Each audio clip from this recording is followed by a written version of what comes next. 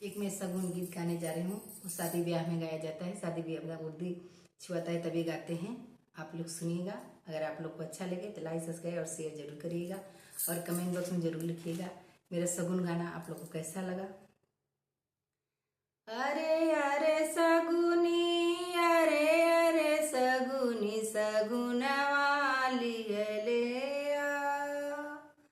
अरे अरे सगुनी, अरे अरे सगुनी, सगुन वाली गले आ। तो हरे सगुन वाए सगुनी होला रे बिया। तो हरे सगुन वाए सगुनी होला रे बिया।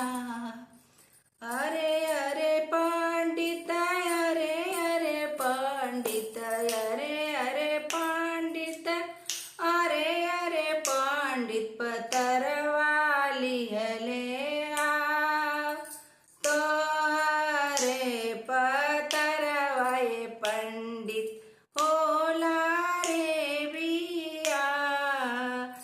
अरे अरे सगुनी, अरे अरे सगुनी, सगुन वाली हले आज।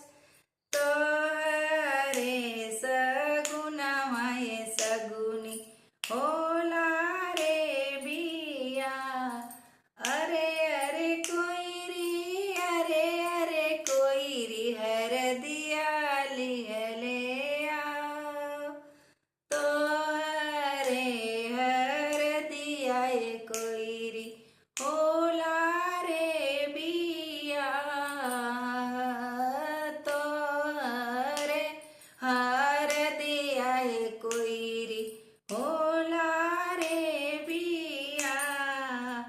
अरे अरे सगुनी, अरे अरे सगुनी, सगुन वाली हले आ।